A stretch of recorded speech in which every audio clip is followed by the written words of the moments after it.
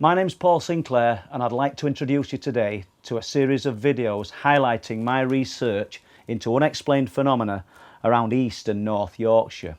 If you like what you see, please subscribe to this YouTube channel or find our Truth Proof page on Facebook.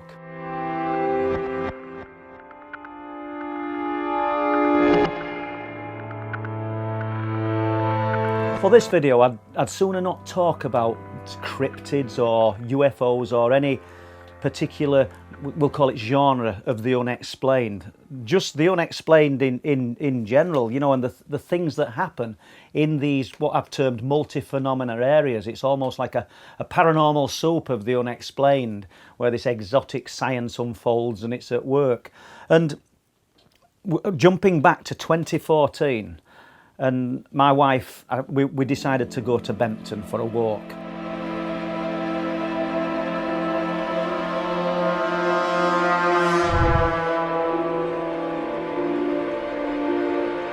I'm still doing the research, I've not got the first book published, and we're on the cliff tops near the old RAF base, and I noticed that there were dead bees everywhere.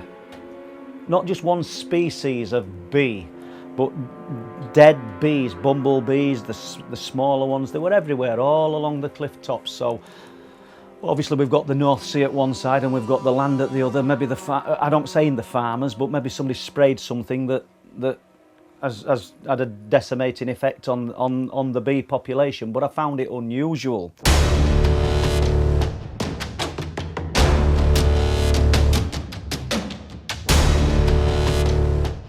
In parts, the fences around the top of Bempton are wood, 3-bar wood, and then they go to 3 strands of single strands wire. They're not electrified. This is the part I must stress. My wife touched the fence and got a belt off it. And truly she did. Well, she said she did, and she decided she wanted to go home. She weren't happy, and you know, I touched the fence and said, look, it's not electrified, and that was the end of that story. But in 2016, we visited again. What was same thing? Obviously no dead bees this time. Well, but whilst walking along the cliff top, she touches the fence and gets an electric shock, and she's quite angry. She wants to go home. She's not happy with this. This is the second time she's got it. When we got home, we discovered that her watch had stopped at 5:20 p.m. Still got the watch, and it got me thinking, because I'd already spoken to rock anglers who'd told me that they'd had strange, we'll say, time anomalies up there, and a boat fisherman who has a boat in Bridlington Harbour jumping from the Bempton cliff tops momentarily, because he told me that he got to some place called the Big Wrecks about an hour and a half earlier than what he should have got to them when he took a boat trip out there for some sea fishing. He can never explain it. There'll probably be more on that story to come.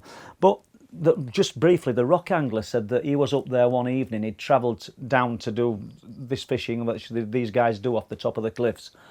Looked at his watch, we'll call it 9 o'clock, and thought, well, I'll fish till 10:30, fish this tide out, and then I'll head off home. And the perceived time arrived, and he looked at his watch, and it's still 9 o'clock. His watch has stopped, and he's lost this time. And during this process, he'd also claimed that he'd seen lights below the cliffs, which he couldn't explain. He described them. I don't know if anybody's been to fishing towns and seen the trawlers with the large sort of orange balls that they have on the flotations that they have on the sides of the trawlers. He were looking at this thing down in the bottom of the water, but they were luminous, and that was the only thing he could liken it to. But obviously, he'd not lost time. He'd been fishing all the time, but something had affected his watch.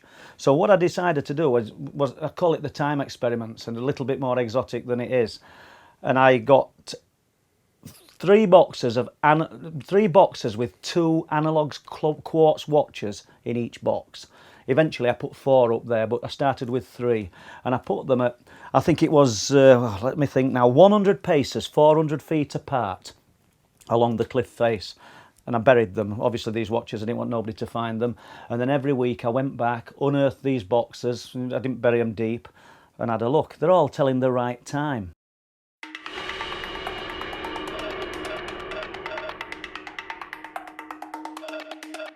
Two of the watches were telling exactly the same time, but they'd lost an hour compared to the other 3 boxers. So we'd actually got a result. I mean, I'm not a scientist. I don't know what that tells us, and maybe eventually somebody with a scientific mind might get involved and offer a little bit more support and help to this experiment that we called the time experiment. But it is nevertheless, it's interesting. So you know, that was just one of the things that we've tried up there.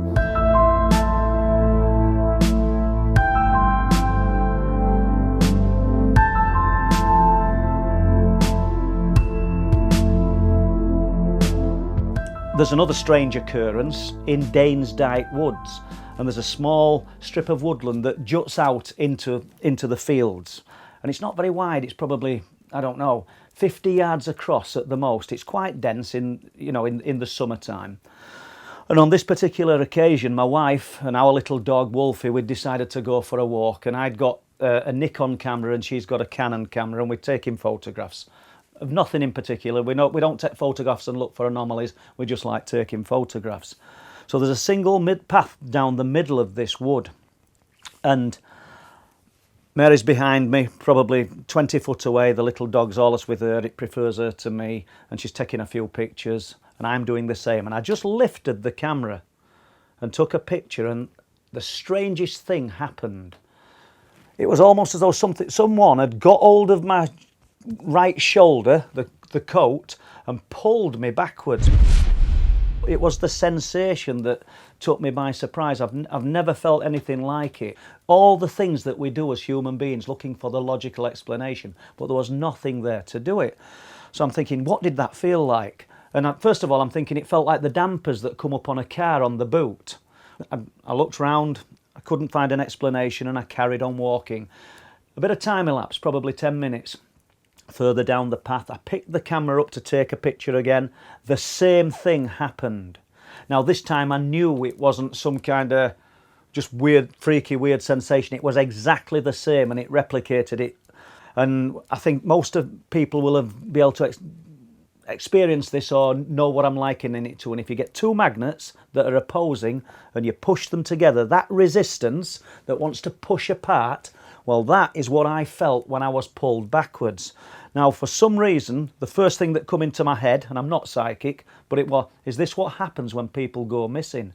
I really don't know why I thought that, but because I don't think anybody's gone missing in Danesdyke Woods, but that feeling sort of struck a chord and come straight into my head. So, obviously, not UFO related, not cryptid related, you know, or the spheres of light, but it's just 2 unusual stories in an area that just seems capable of producing every type of unexplained phenomena imaginable. Please subscribe to this channel by clicking the icon. Click on the notification bell to get notification of future videos.